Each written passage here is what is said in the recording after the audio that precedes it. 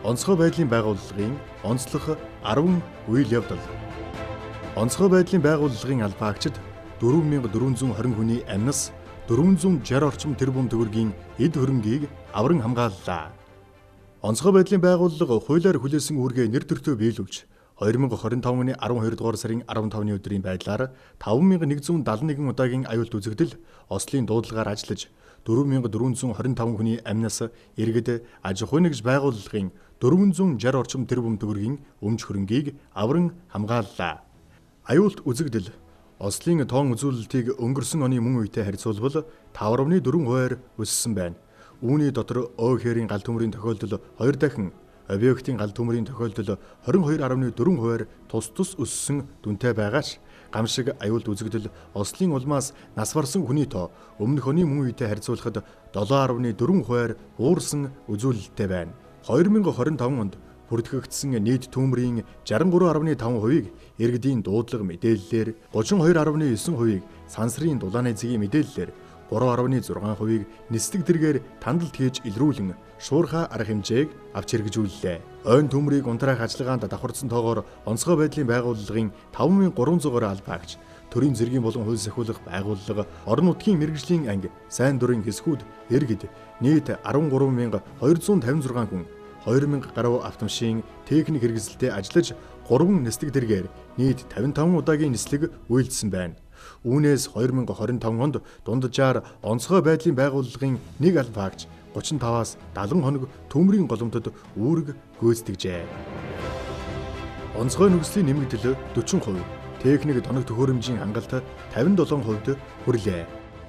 Онцгой байдлын байгууллагын албаагчдын нийгмийн баталгаа хангах хүрээнд өдрөөр болон ээлжээр үүрэг гүйцэтгэдэг албаагчдын хоол хүнсний зардлыг 2025 оны 1-р сарын 1-ний өдрөөс нэмэгдүүлсэн бол Монгол Улсын засгийн газрын тогтоолоор онцгой нөхцөлийн нэмэгдлийг 40% түргэхээр шийдвэрлэлээ. Харин албаны бэлтгэл, бэлэн байдлыг сайжруулах, албаагчдын үүрэг гүйцэтгэх чадварыг нэмэгдүүлэх хүрээнд 2025 онд улсын төсвөөс техник тоног төхөөрөмж, багаж хэрэгсэл, тусгай зориулалтын хувцас хэрэглэл худалдан авахд 23.9 тэрбум төгрөгийг батлуулж хэрэгжилтийг ханган ажиллалаа. Мөн ОХ-ийн төмрийн нөхцөл байдал хүндэрсэнтэй холбогдуулан Монгол Улсын засгийн газрын 2 удаагийн тогтоолоор нийт 11.7 тэрбум төгрөгийг шийдвэрлүүлэн худалдан авах ажиллагааг зохион байгуулснаар онцгой байдлын байгууллагын техник тоног төхөөрөмжийн хангалт 57% хүрээд байна. Үүнд хүн тээврийн болон тусгай зориулалтын 8 нэр төрлийн 47 нэгж техник, тусгай зориулалтын аврах ажиллагааны 20 нэр төрлийн 210 ширхэг багаж хэрэгсэл, хүн нэг бүрийн хамгаалах 44 нэр төрлийн 4592 хэрэгсэл, радио холбооны 8 нэр төрлийн 908 ширхэг тоног төхөөрөмж, аврах ажиллагаанд ашиглагдах 7 нэр төрлийн 48 ширхэг багаж хэрэгсэл, гал төмөр унтраах зориулалттай 11 нэр төрлийн 3595 ширхэг багаж хэрэгсэл, хөөс үүсгэгч бодис 35000 литр, уснаас эрен хайх аврах ажиллагааны 3 төрлийн 9 ширхэг робот, эрен хайх аврах ажиллагааны 2 төрлийн 92 ширхэг нисгэгчгүй нисэх төхөөрөмж, гал төмөр унтраах 32 метртэй автомеханик шатны автомашин 2 ширхэг, 42 метртэй автомеханик шатны автомашин 2 ширхэг, нийт 4 ширхэг автомашин нийлүүлэгдсэн юм. Түүнчлэн цаг агаарын аюулт болон гамшигт үзэгдлээс урьдчилан сэргийлэх, хариу арга хэмжээг шуурхай зохион байгуулах, үүссэн нөхцөл байдлыг хохирол багтаа даван туулах, хор уршгийг арилгахад зориулан холбогдох хууль тогтоомжийг үндэслэн 9 нэр төрлийн 17.4 тэрбум төгрөгийн нэн шаардлагатай бараа материалыг улсын нөөцөөс гаргаж холбогдох газруудад хүргэх ажлыг зохион байгууллаа. Шинээр байгуулагдсан салбар нэгжүүдийн үйл ажиллагааг эхлүүллээ.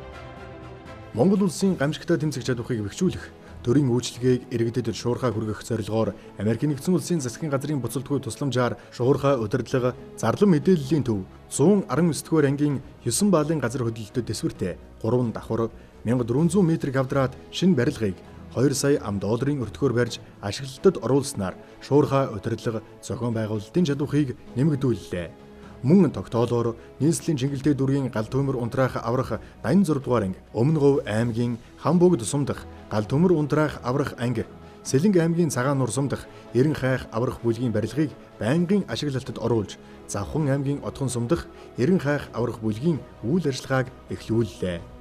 Түүнчлэн улсын төсвийн хөрөнгө оруулалт Байгаль орчин уур амьсгалын өөрчлөлтийн яамнаас хэрэгжүүлж буй Адапт төслөөс нийт 507 сая төгрөгийн санхүүжилтийг шийдвэрлүүлэн улсын нөөцийн 4 анги, 3 салбар, 5 засгийн агуулгын засвар үйлчилгээг хийж бэлэн байдлыг хангалаа.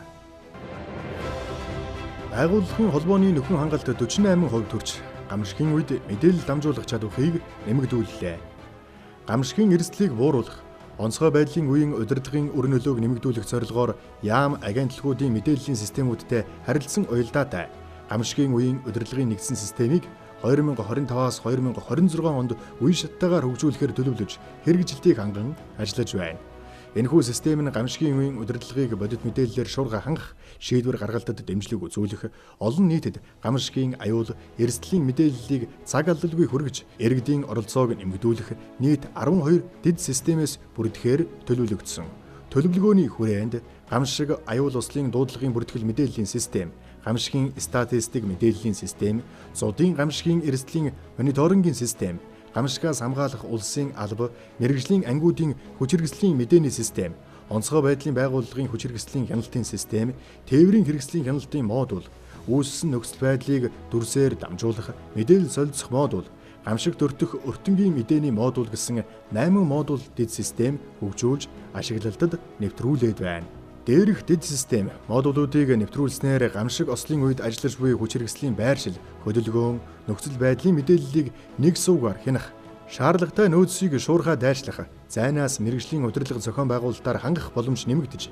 гамшигын үеийн удирдлагын ашиг дээшлэх нөхцөл бүрдэж байна. Мөн байгууллагын холбоо мэдээллийн технологийн бэлэн байдлыг дээшлүүлэх хүрээнд нийт 2.5 тэрбум төгрөгийн төсвийн хөрөнгөөр гамшигын үед холбоо зохион байгуулахад нэн шаардлагатай техник доногд хөөрөмжийн шинжилтийг хийснээр холбооны нөхөн хангалт 48% төрж, гамшигын үед мэдээлэл дамжуулах чадвар дээшиллээ. Монгол улс Азийн хөгжлийн банктай 2025 оны 11-р сарын 4-ний өдөр байгуулсан санхүүжилтийн ерөнхий хөтөлбөрийн хүрээнд 100 сая $, өртөг бүхий Монгол улсын гамшигын сөрөн төсвөрлөх чадварыг бэхжүүлэх төслийг 2026-аас 2031 онд хэрэгжүүлэхээр төлөвлөж, бэлтгэл ажлыг хангаж байна. Мөн Азийн хөгжлийн банкны 32 сая $-ын санхүүжилтээр Монгол улсад гамшигын зардал мэдээллийн нэгдсэн тогтолцоог бэхжүүлэх төслийг 2026 оны 1-р сараас эхлүүлж 7 бүсийн төв болон 14 аймагт шуурхай удирдлага, зардал мэдээллийн төв байгуулах, дуудлага хүлээн авах, зохицуулах систем нэвтрүүлэх, олон сувгийн зардал мэдээллийн дэд үтцийг бүрдүүлэн дууд тохиоллын цамхагийн системийг өргөтгөнө. Үүний үр дүнд гамшигын үеийн холбоо, зардал мэдээллийн чадвар сайжирч, бэлэн байдлыг 46%-аас 100% хүртэл нэмэгдүүлэх нөхцөл бүрдэх юм. Хөдөлмөрийн аюулгүй байдал, эрүүл ахуйн улсын үзлэгийн үр дүнг 39.7%-аар ахиулж, албаагчдын ёс зүйн зөрчил буурсан байна. Гэр бүл хөдөлмөр нийгмийн хамгааллын яамтай байгуулсан хамтын ажиллагааны санамж бичгийн хүрээнд онцгой байдлын байгууллагын 152 нэгжид хөдөлмөрийн аюулгүй байдал, эрүүл ахуйн хууль тогтоомжийн хэрэгжилтийн улсын үзлэгийг зохион байгуулахад ажлын байрны хөдөлмөрийн нөхцөлийн үнэлгээ 25%, ажлын байрны хөдөлмөрийн аюулгүй байдал, эрүүл ахуйн зааварчилгаа, сургалтын зохион байгуулалт 44.7%, хариуцсан мэргэжилтний мэргэжсэн байдал 41.2% байгаагаас гадна дотоод хяналт шалгалтын хэрэгжилт хангалтгүй гэж үнэлэгдэж зөвлөмж хөргүүлсэн. Дээрх үнэлгээ зөвлөмжийн дагуу онцгой байдлын ерхий газраас зорилтод жилийн хүрээнд хөдөлмөрийн аюулгүй байдал, эрүүл ахуйн удирдлага зохион байгуулалт, сургалт, дотоод хяналт, мөн хамгаалах хувцас хэрэгслийн бүртгэл, хангалтыг бүх төвшөнд эрчимжүүлэх цогц арга хэмжээг хэрэгжүүлсэний үр дүнд хөдөлмөрийн эрсдлийн үнэлгээний хэрэгжилт 80.2%, эрүүл мэндийн урьдчилан сэргийлэх үзлэгийн хамрагдалт 87.7%, тусгай зориултын хувцас хэрэгслийн хангалт 62.4% болж гол үзүүлэлтүүд бодитоор сайжирлаа. Түүнчлэн онцгой байдлын ерөнхий газраас зохион байгуулж буй сургалтын хөтөлбөрүүдэд хөдөлмөрийн аюулгүй байдал, эрүүл ахуйн холбогдох агуулгыг тусган хэрэгжүүлж сургалтад нийт 20,040 албаагчийг хамруулсан байна. Мөн дотоод хяналтын тогтолцоог сэргээж, төлөвлөгөөт болон гинтийн хяналт илэрсэн зөрчлийг арилгах 3 үе шаттай механизмыг нэвтрүүлснээр хөдөлмөрийн аюулгүй байдал, эрүүл ахуйн удирдлагын тогтолцоог бэхжүүлэхэд бодит агц гарч 2025 онд үйлдвэрлэлийн осол, хурц хордлогын шууд хор хохирлын хэмжээ 93.6%-аар буурч, хөдөлмөрийн аюулгүй байдал, эрүүл ахуйн бодлого, сургалт, хяналтын арга хэмжээ тогтвортой хэрэгжих суурь бүрдээд байна. Харин алба агчдын ёс зүй, сахилах хариуцлагыг дээшлүүлэх хүрээнд байгууллагын бие бүрэлдэхүүний сургалт бэлтгэлийн төлөвлөгөөний дагуу төрийн албан хаагчийн ёс зүйн сургалтыг 3664 алба агчийг хамруулан зохион байгуулсан нийт алба агчдын 70 орчим хувийг ёс зүйн сургалтад хамруулсан үзүүлэлт болжээ. Алба агчдын ёс зүйн зөрчлийг 2024 онтой харьцуулахад 62.5%-аар буурсан байна. Алба агчдын нийгмийн асуудлыг шийдвэрлэх, бэлтгэл бэлэн байдлыг хангах, эрүүл мэнд, сэтгэл зүйн дэмжлэг үзүүлэх зорилгоор онцгой байдлын байгууллагын алба агчдын ажиллах нөхцөл, нийгмийн баталгааг сайжруулах хөтөлбөр, онцгой байдлын байгууллагын алба агчдын эрүүл мэндийг дэмжих, хамгаалах, эрүүлжүүлэх дунд хугацааны хөтөлбөр төлөвлөгөөг тус шинжилэн батлууллаа. Тус хөтөлбөр төлөвлөгөөний хүрээнд сэтгцийн эрүүл мэндийн үндэсний төв, онцгой байдлын байгууллагын сэтгэл зүйч, сэтгэл засалч мэргэжилтнүүдээс бүрдсэн хөдөлгөөнт бүлэг, нийслэлийн хүрээний онцгой байдлын байгууллагад ажиллаж нийт 723 алба агчийн сэтгэл зүйг дэмжих, оролцоонд суурилсан богино хугацааны сургалтад хамруулж, түгшүүрийн төвшин, сэтгэл зүйн байдал болон ажил амьдралын тэнцвэрийг үнэлэх судалгааг авч, үр дүнд нь суйрлан ганцаарчилсан зөвлөгөө өгч ажиллаа. Ахлах офицерын жилийн хүрээнд шилдэг ахлах офицерууд шалгарлаа.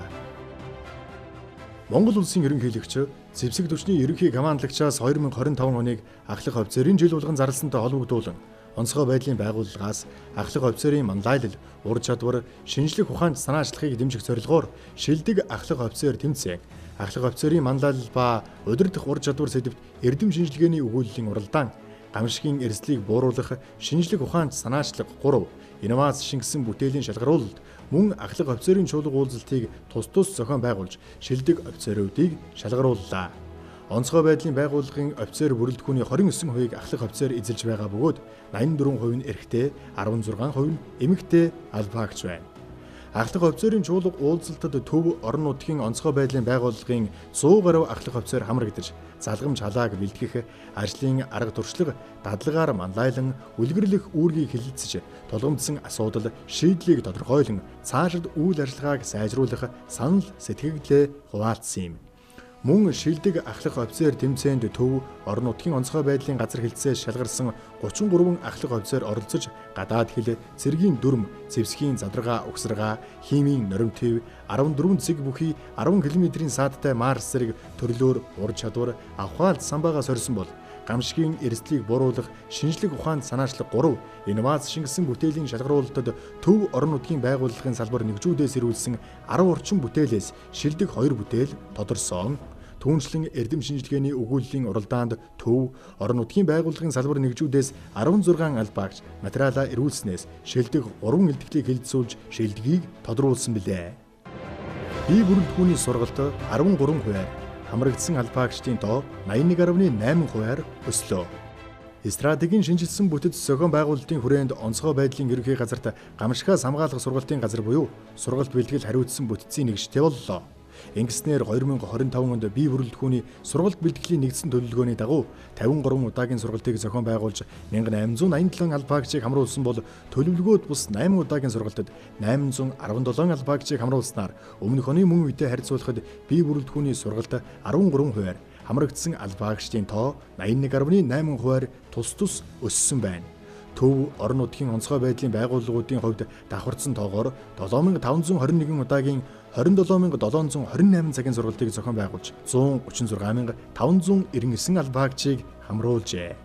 Тодруулбал төлөвлөгөөт сургалтын хүрээнд онцгой байдлын ерөнхий газар Монгол улсын их сургуультай хамтран ажиллах санамж бичгийг байгуулан англи хэл, монгол бичгийн дунд анхан шатны сургалтад 60 албаагчийг сургаж, Филиппин улсад англи хэлний агсан шатны сургалтад 25 албаагчийг суралцууллаа. Шинжлэх ухаан технологийн их сургуультай байгуулсан хамтран ажиллах санамж бичгийн хүрээнд тус сургуулийн мэдээлэл холбооны технологийн сургууль болон механик инженерийн сургуультай хамтран холбоо, зарлал мэдээлэл хариуцсан мэргэжилтэн тусгай зориултын автомашиныг жолоож бэлтгэх сургалтуудыг зохион байгуулав. Аврагч нохойн хөлөгчийн анхан шатны сургалтаар гамшигын голомтод эрен хайх, аврах ажиллагаанд оролцох бэлтгэлтэй 10 нохой хөтлөгчийг сургасан бол прокурорын байгууллага, авилгатаа тэмцэх газар, дотоод хэргийн их сургуультай хамтран улсын хяналтын байцаагчийн эрх бүхий албан тушаалтны сургалт, цагдаагийн ерөнхий газрын, дотоодын цэргийн нэгдсэн сургалтын төвтэй хамтран улсын нөөцийн бараа материалын агуулгын харуул хамгаалалтын сургалтыг тус зохион байгуулж, дотоод хэргийн их сургуулийн онцгой байдлын сургуультай хамтран аврагч, усчин, шумбагчийн анхан шатны буюу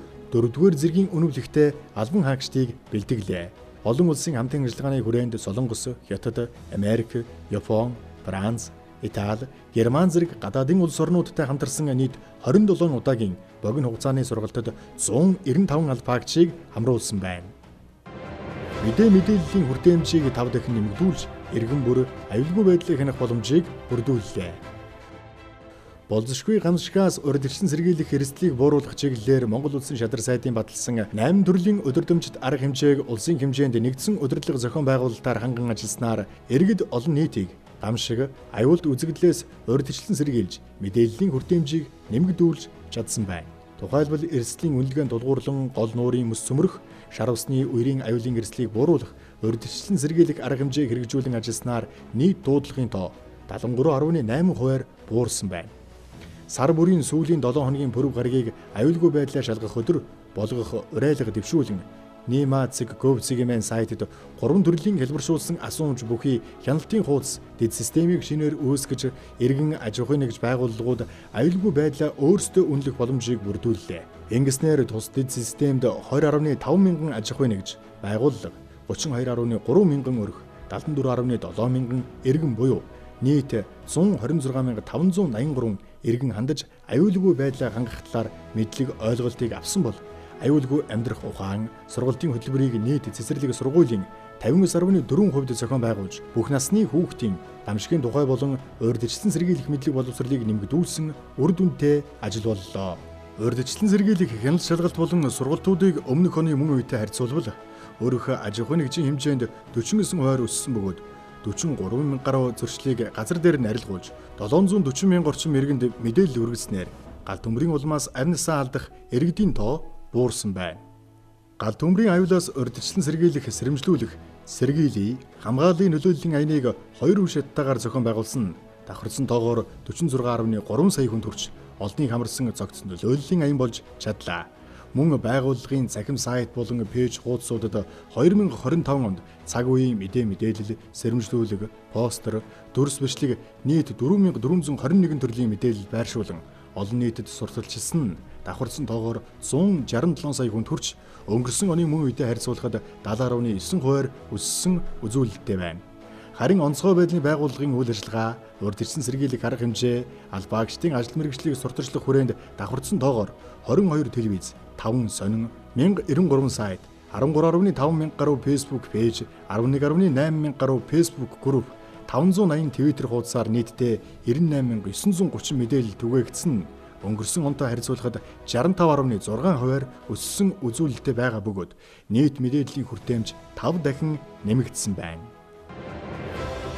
Сургалтын хүртээмжийг 51.8%-аар нэмэгдүүллээ.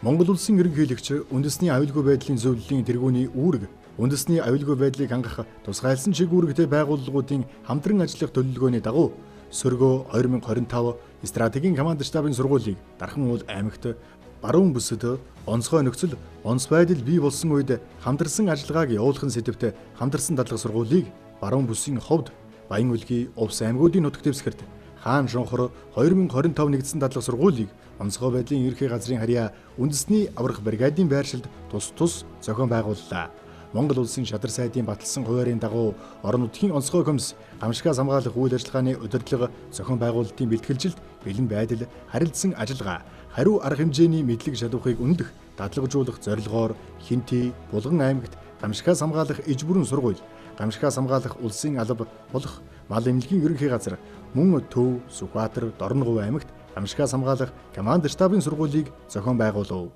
Энэ жилийн иж бүрэн болон команд штабын сургуулиуд удирдлагын баримт бичиг арга зүй үнэлгээний үзүүлэлтүүдийг шинжилэн боловсруулж, тухайн орон нутгийн сүүлийн 5 жилийн гамшиг аюулт үзэгдлийн мэдээлэл болон эрсдлийн үнэлгээ, эмзэг байдал, өртөнг, аюул, чадварын өвөгдөлд суурилсан цагийн байдлын зураглалыг газар зүйн системд боловсруулж, симуляц хийх замаар дадлага сургуулийн явцыг бодит нөхцөлд ойртуулж, дундын хянагч нарын үнэлгээг хяналтын дашборд хэлбэрээр харуулснаар оролцогчдын ойлголт, шийдвэр гаргалтын хурд чанарыг сайжруулсан онцлогтой байв. Гамшигаас хамгаалах ангиллалын сургалтыг улсын хэмжээнд нийт 7506 удаа зохион байгуулж 338,421 хүнийг хамруулсан нь өмнөх онтой харьцуулахад сургалтын тоо 21%-аар, сургалтад хамрагдсан хүний тоо 53.5%-аар тус өссөн дүнтэй байна. түүнчлэн 100 мянган хүн амд харьцуулсан сургалтын хүр дамж өмнөх оноос 51.8%-аар нэмэгдсэн бөгөөд ерөнхий боловсролын сургуулийн сурагчдын хамрагдалт өмнөх онтой харьцуулахад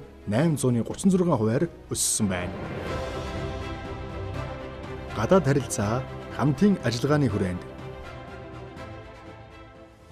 Нэгдсэн үндэсний байгууллагын гамшигын эрсдлийг бууруулах газраас Швейцарын холбооны улсын засгийн газартай хамтран Женев хотод зохион байгуулсан гамшигын эрсдлийг бууруулах дэлхийн платформын 8 дугаар хуралдаанд онцгой байдлын ерөнхий газрын дарга хошууч генерал Ариун Буянаар ахлуулсан төлөөлөгчд амжилттай оролцож Швейцарын хөгжлийн агентлаг, бүгд найрамдах энэтхэг улс, Япон улс болон Нэгдсэн үндэсний байгууллагын холбогдох байгууллагын төлөөлөлтөд хоёр талын уулзалтууд хийж гамшигаас хамгаалах салбарын хамтын ажиллагааг өргөжүүлэх чиглэлээр үр дүнтэй яриа хэлцэл өрнүүллээ. Мөн Монгол улсын гамшигын эрсдлийг бууруулах бодлого, Синдан үйл ажиллагааны хүрээ, баримт бичгийн хэрэгжилтийн үр дүн, сайн туршлагыг 9 салбар хуралдаанд танилцуулж Монгол улсын засгийн газрын хүчин чармайлт, байр суурийг олон улсын түвшинд хүргэв. Түүнчлэн онцгой байдлын ерөнхий газар нь Энэтхэг, Турк, бүгд найрамдах Солонгос, Тажикстан, Итали улсын гамшигаас хамгаалах асуудал эрхэлсэн байгууллагуудтай хамтын ажиллагааны санамж бичгүүд байгуулж хоёр талд харилцааг бэхжүүллээ. Тодорхойлбол Монгол улсын засгийн газар, бүгд найрамдах Энэтхэг улсын засгийн газар хооронд